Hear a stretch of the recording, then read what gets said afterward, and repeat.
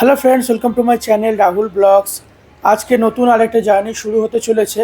এখন আমরা রয়েছি শালিমার স্টেশনে। আজকে এইখান থেকে আমাদের ট্রেন রয়েছে, train number 12887, Shalimar Puri weekly superfast express. Shalimar থেকে এই ট্রেনটি চলে সপ্তাহে 3 দিন, সোম, বুধ এবং শুক্রবার রাত 8টা 35 মিনিটে এবং পুরী পৌঁছয় ভোর 5টা 20 মিনিটে। স্টেশনের ভেতরে গিয়ে বাকি ভিডিওটা কন্টিনিউ করছি। এখন আমরা ট্রেনে উঠে পড়েছি। আমাদের জেনারেল টিকিট রয়েছে, যেহেতু টিকিট পাওয়া যায়নি, প্রচুর টিকিটের চাপ। আর কয়েকদিন পরেই জগন্নাথ দেবের স্নানযাত্রা, জগন্নাথ দেবের রথযাত্রা, তার জন্য টিকিটের প্রচুর অসুবিধা রয়েছে। তাই আজকে আমরা জেনারেল কামরাতেই যাত্রা করছি। ট্রেন নাম্বার 12887 জেনারেল কামরা মোটামুটি ফাঁকাই রয়েছে আপাতত। এরপরে কী হবে বুঝতে পারছি না, দেখা যাক কী হয়। ট্রেন 1 নম্বর প্ল্যাটফর্মেই দিয়েছে শালিমার স্টেশনে। আমরা রয়েছি একদম ট্রেনের প্রথম দিকে। এই হচ্ছে জেনারেল কম্পার্টমেন্টে আমাদের সিট, এখনও পর্যন্ত ফাঁকাই আছে। এরপর দেখা যাক কী হয়। এখন সবাই ফাঁকায় ফাঁকায় বসে আছি, কোনো অসুবিধা নেই।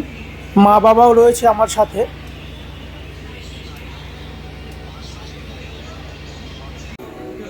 একদম রাইট টাইমে ট্রেন ছেড়ে দিল শালিমার স্টেশন থেকে 8টা 35 মিনিটে। এরপর নেক্সট হল্ট আমাদের সাঁতরাগাছি জংশন।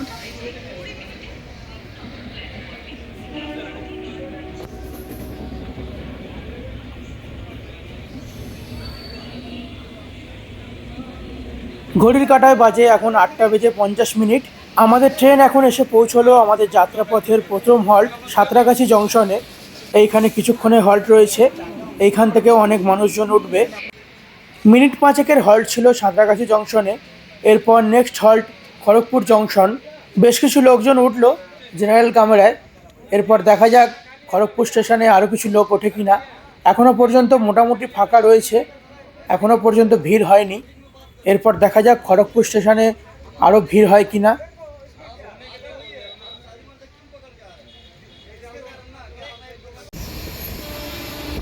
ট্রেন মোটামুটি ভালোই স্পিডে চলছে। রাতের জার্নি, কিছু দেখানোর নেই। আবার স্টেশন এলে কন্টিনিউ করব।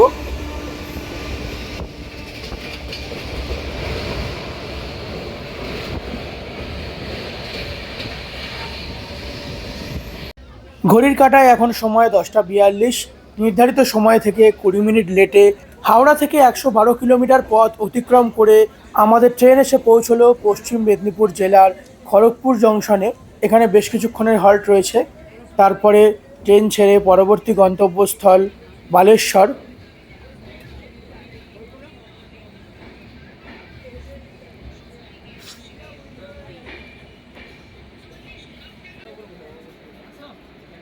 এখন বাজে 10টা 52। এখানে 10 মিনিট হল্ট ছিল, এরপর ট্রেন ছেড়ে দিল। এরপর পরবর্তী গন্তব্যস্থল বালেশ্বর। ট্রেন এখন অনেকটাই ভিড় হয়ে গেছে, বসার জায়গা আমরা পেয়েছি, একটু চাপাচাপি হচ্ছে, কিছু করার নেই। জেনারেল কম্পার্টমেন্ট, সবাইকে অ্যাডজাস্ট করেই চলতে হবে।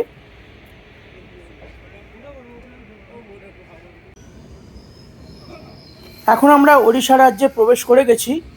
এখন সময় 12টা 13 মিনিট। হাওড়া থেকে 228 কিলোমিটার পথ অতিক্রম করে আমাদের ট্রেন এখন এসে পৌঁছলো ওড়িশা রাজ্যের বালাসোর ডিস্ট্রিক্টের বালাসোর স্টেশনে। প্রচুর মানুষজন দাঁড়িয়ে আছেন, মনে হচ্ছে এই ট্রেনেই উঠবেন।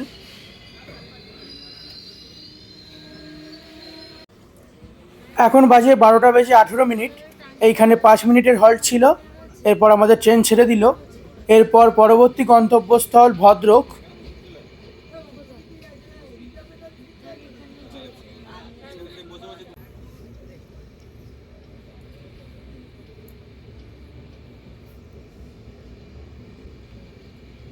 এখন ঘড়িতে সময় 1টা 10 মিনিট। হাওড়া থেকে 290 কিলোমিটার পথ অতিক্রম করে আমাদের ট্রেন এখন এসে পৌঁছলো ভদ্রক স্টেশনে। অনেকটাই লেট, রাইট টাইম ছিল 12:30, তার জায়গায় 1টা 10-এ এসে পৌঁছলো এই ট্রেন ভদ্রক স্টেশনে। ওড়িশা রাজ্যের ভদ্রক জেলার ভদ্রক রেলওয়ে স্টেশন।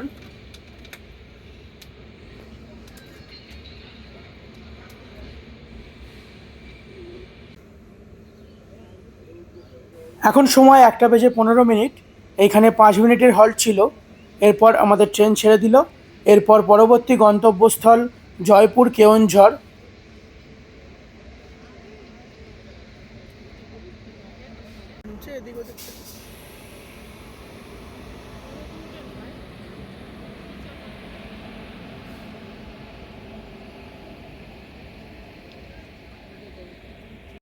ঘড়িতে এখন সময় 1:48। হাওড়া থেকে 334 কিলোমিটার পথ অতিক্রম করে আমাদের ট্রেন এখন এসে পৌঁছলো ওড়িশার জয়পুর ডিস্ট্রিক্ট জয়পুর কেওনঝড় রোড স্টেশনে।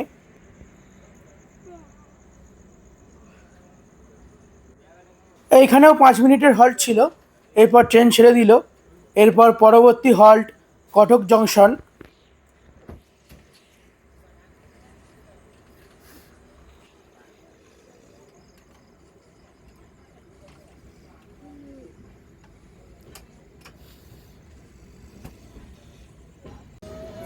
এখন ঘড়িতে সময় 3:13। নির্ধারিত সময় থেকে প্রায় 1 ঘন্টা দেরিতে হাওড়া থেকে 406 কিলোমিটার পথ অতিক্রম করে আমাদের ট্রেন এখন এসে পৌঁছলো ওড়িশা রাজ্যের কটক ডিস্ট্রিক্টের কটক জংশন রেলওয়ে স্টেশন। এইখানে পৌঁছানোর টাইম ছিল 2:15।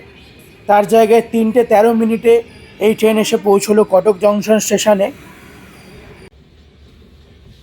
কটক জংশন থেকে এখন আমাদের ট্রেন ছেড়ে দিল। এইখানে 5 মিনিটের হল্ট ছিল। এরপর পরবর্তী গন্তব্যস্থল ভুবনেশ্বর। এখন ঘড়িতে সময় 3:47।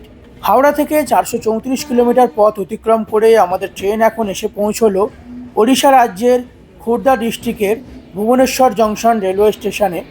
অনেকটাই লেট, এখানে পৌঁছানোর রাইট টাইম ছিল 2:55। এখন 3:47 আমাদের ট্রেন এসে পৌঁছলো ভুবনেশ্বরে। এখন আমাদের ট্রেন ছেড়ে দিল ভুবনেশ্বর স্টেশন থেকে। এইখানে 10 মিনিটের মতো হল্ট ছিল। এরপর পরবর্তী গন্তব্যস্থল খুর্দা রোড জংশন। এখন ঘড়িতে সময় 4:19। হাওড়া থেকে 453 কিলোমিটার পথ অতিক্রম করে আমাদের ট্রেন এখন এসে পৌঁছলো খুর্দা রোড জংশন। এইখানে 5 মিনিটের হল্ট ছিল। এখন আমাদের ট্রেন ছেড়ে দিয়েছে। এরপর পরবর্তী হল্ট আমাদের গন্তব্যস্থল পুরী জগন্নাথ ধাম।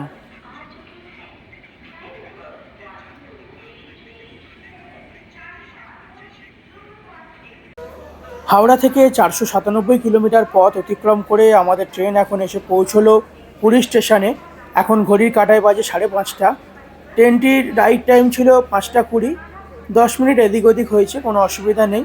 ভালোই মেকআপ করেছে ট্রেনটা। যেখানে 1 ঘন্টা 1.5 ঘন্টার গ্যাপ ছিল সেখানে খুব ভালোই এসেছে। খুব তাড়াতাড়ি চলে এসেছি, একদম রাইট টাইমে। স্টেশনে প্রচুর ভিড় রয়েছে। এখন আপনারা দেখতে পাচ্ছেন অনেক মানুষজন ট্রেন থেকে নামছেন, আবার অনেকে ট্রেনে উঠছেন হাওড়া যাওয়ার জন্য অথবা শালিমারি যাওয়ার জন্য। পুরীতে যখনই আসি তখনই দেখি প্রচুর মানুষজনের ভিড়। সব সময় প্রচুর মানুষজন আসেন এখানে, প্রচুর ভিড় থাকে সব জায়গায়। এখন স্টেশনের বাইরে বেরোচ্ছি, আপনাদের দেখাবো বাইরেটা। পুরী স্টেশন থেকে আপনারা কিভাবে স্বর্গদ্বার অথবা জগন্নাথ ধামের কাছে যাবেন, কিভাবে গাড়ি করে যাবেন সেটা আপনাদের দেখাবো। এখন আমরা স্টেশনের বাইরে বেরোচ্ছি। প্রচণ্ড ভিড় এখন আপনারা দেখতে পাচ্ছেন। এখন 5:30 বাজে, হালকা হালকা আলো ফুটছে, ভোরের আলো। অনেক মানুষজন স্টেশনের বাইরে, এখানে একটি খুব সুন্দর করে জায়গা করা রয়েছে।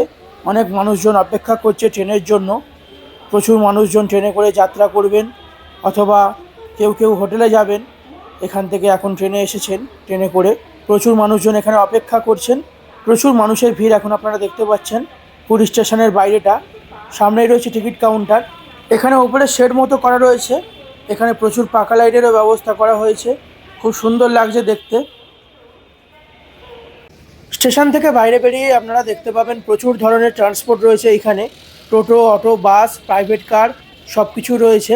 এইখান থেকে আপনারা গাড়ি রিজার্ভ করে অথবা শেয়ারিংয়ে আপনারা পুরীর যে কোনো জায়গায় যেতে পারেন। স্বর্গদ্বার, পুরী জগন্নাথ ধাম অথবা যে কোনো জায়গায়। এক্ষেত্রে ভাড়া আলাদা আলাদা হতে পারে। এইখানে শেয়ারিং এবং রিজার্ভ দুটোরই ব্যবস্থা রয়েছে। এছাড়া আপনারা প্রাইভেট কারে করেও যেতে পারেন। এছাড়াও আপনারা কম খরচে বাসে করে যেতে পারেন, যেটা আমরা আজকে যাব। এখন বাসে উঠে পড়েছি, একদম বাসের সামনের সিটে বসে পড়েছি।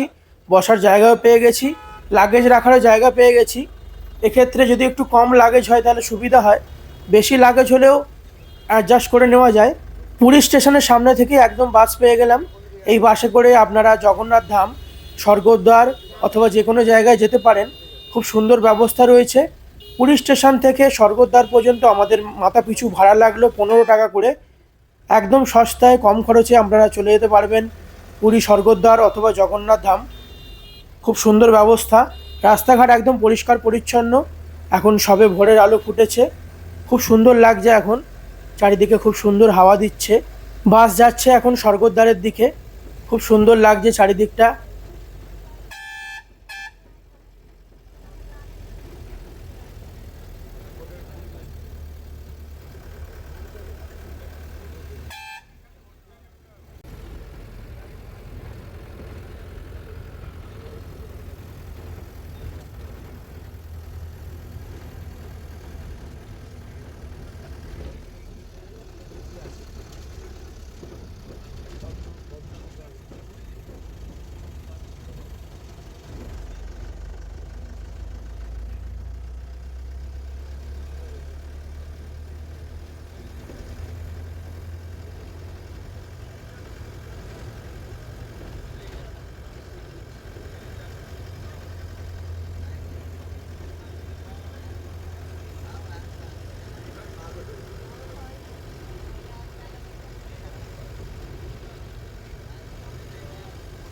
পৌঁছে গেলাম পুরীর সমুদ্রের ধারে। একদম খুব সুন্দর লাগছে, দূর থেকে সমুদ্র দেখতে পাওয়া যাচ্ছে। মনটা খুব আনন্দে একদম ভরে উঠেছে। খুব সুন্দর লাগছে, খুব মনোরম হাওয়া, খুব মনোরম পরিবেশ। একদম স্বর্গদ্বারের কাছেই চলে এসেছি, আর কিছুক্ষণের মাত্র পথ। এরপরেই আমরা চলে যাব একদম স্বর্গদ্বার, একদম বিচের সামনে। খুব ভালো লাগছে।